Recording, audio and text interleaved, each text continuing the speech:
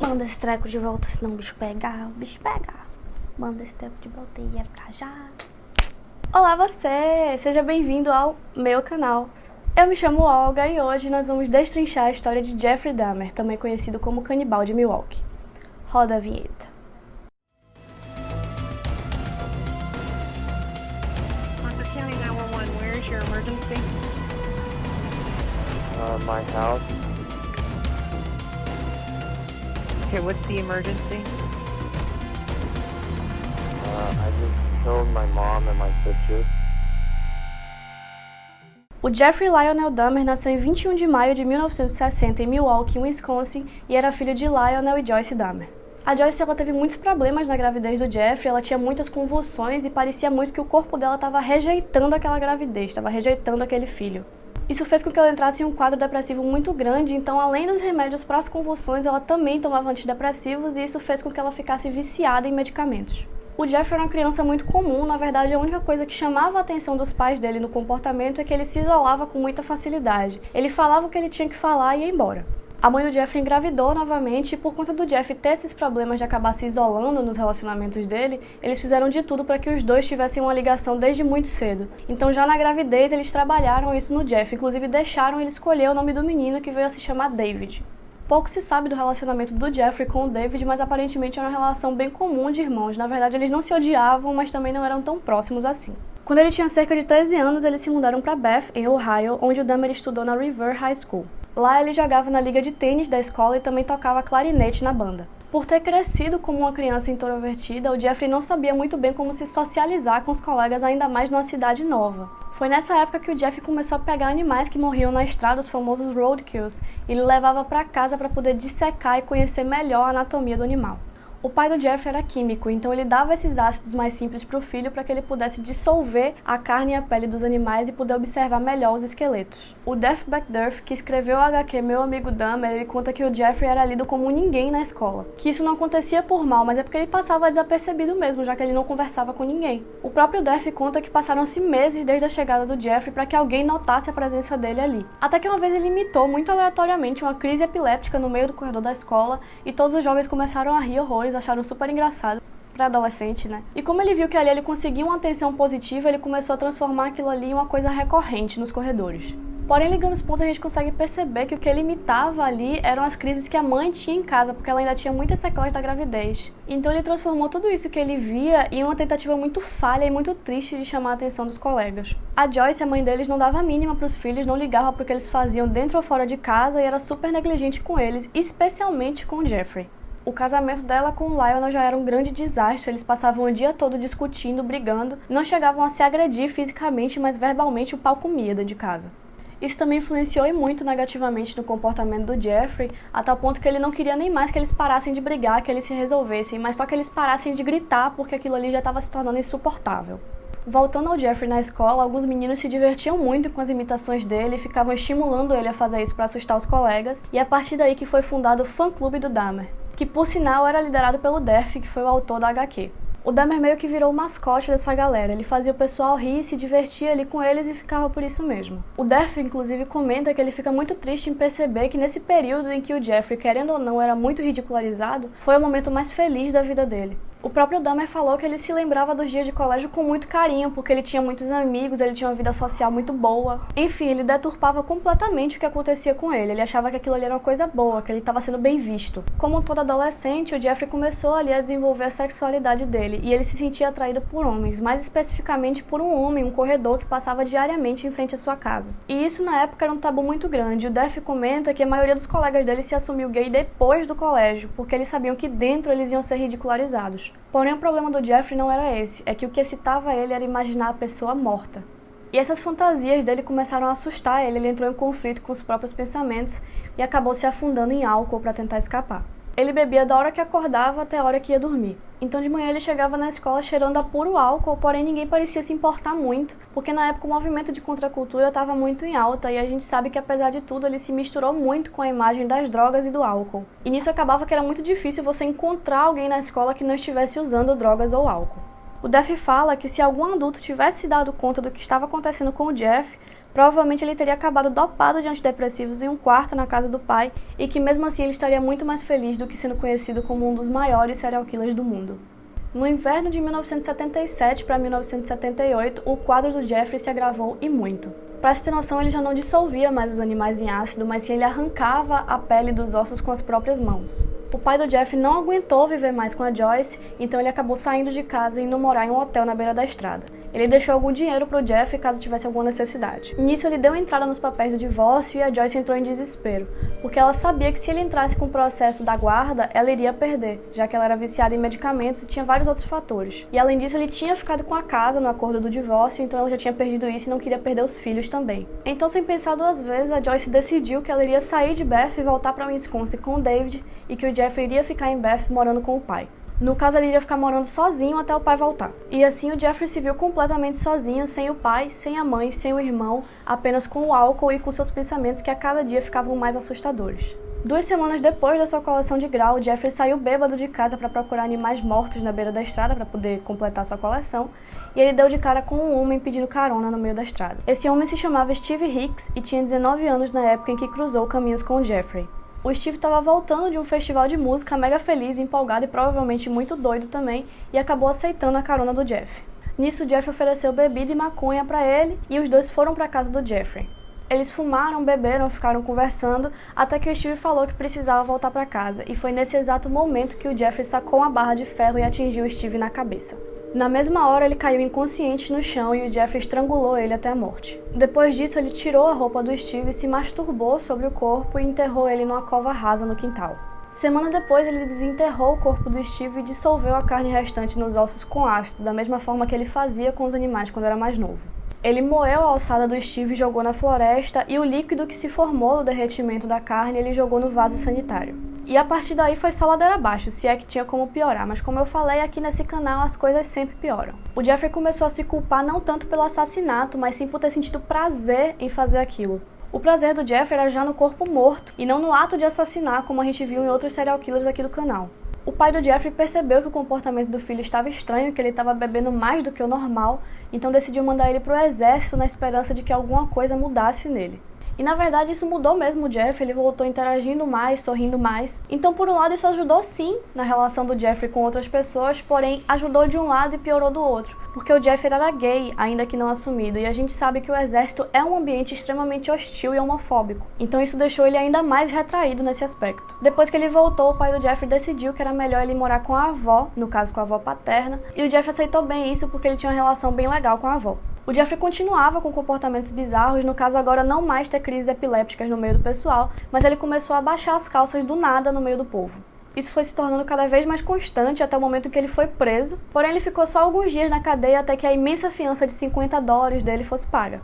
A lábia do Jeffrey era algo assim inexplicável. Ele sabia exatamente como ele deveria falar, o que ele deveria falar para soar confiável e arrependido. Para se ter noção, nesse julgamento ele falou para o juiz que ele estava extremamente arrependido, que ele sabia que a conduta dele era inaceitável e que a partir daquele momento ele iria se trabalhar para fazer dos Estados Unidos um lugar muito melhor.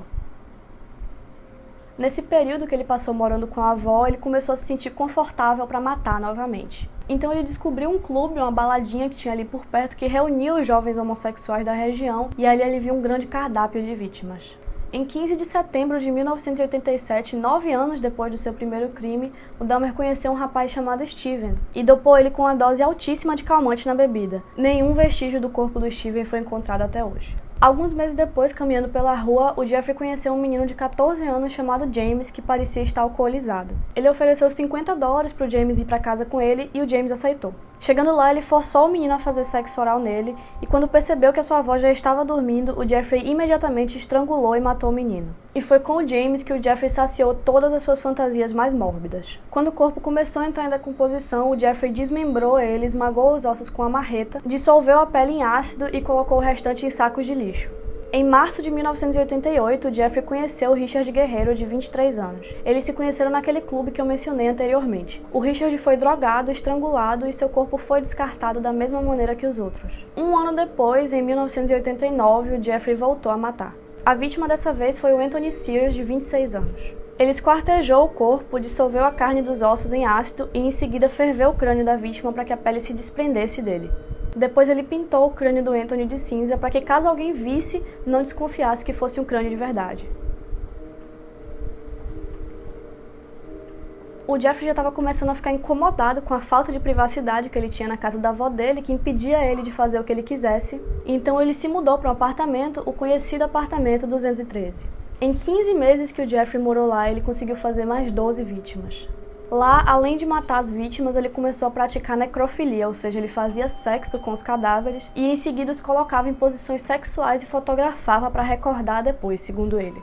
Depois das fotos, ele abria os cadáveres e retirava os órgãos cuidadosamente um por um. O Jeffrey fez uma série de experimentos com as vítimas, um deles envolveu lobotomizar, ou seja, fazer um furo no crânio da pessoa com uma furadeira e colocar ácido para ver o que acontecia. Como se a lobotomia já não fosse bizarra o suficiente, ele fez isso com uma criança de 14 anos que ainda estava em vida. Em determinado momento, o Jeffrey começou a ficar receoso que alguém descobrisse algum vestígio de alguma coisa naquele líquido que ele jogava no vaso, então ele começou a armazenar esses restos em um tonel azul gigantesco no apartamento dele. O Jeffrey guardava o coração, as tripas e os bíceps das vítimas no freezer para que ele pudesse refogar e comer com vegetais depois. E sim, eu falei que ele refogava porque ele praticamente passou a receita.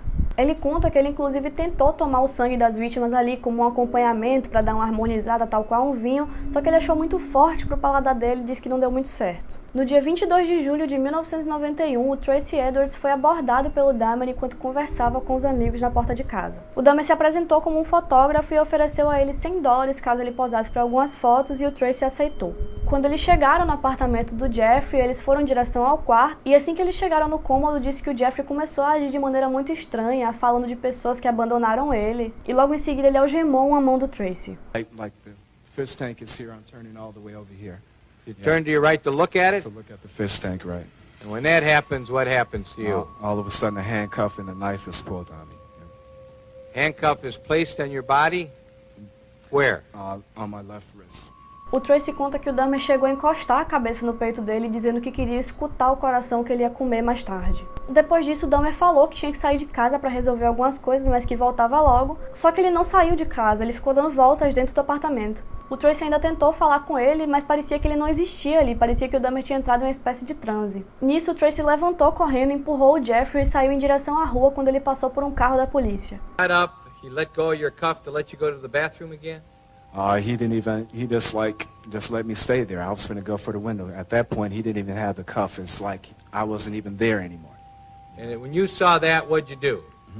I just seized the opportunity. I said, well, at least I'm going to die trying. I'm not just going to sit here, you know. What'd you do, son? I hit him, and I ran towards the door, and he was right there, tried to grab me, get me back in there. And what happened?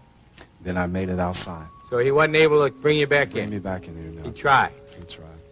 Na mesma hora, a viatura parou, os policiais desceram, apontaram a arma pra ele, começaram a gritar, perguntando o que ele estava fazendo ali, por que ele estava correndo tão desesperado assim. E o Tracy tentou explicar, mas ele estava tão aterrorizado que as palavras não saíam da boca dele. Felizmente, os policiais perceberam pela expressão de pavor do Tracy que tinha alguma coisa de errado de fato acontecendo, conseguiram acalmar ele, e aí o Tracy conseguiu convencer eles a ir até o apartamento do Dahmer.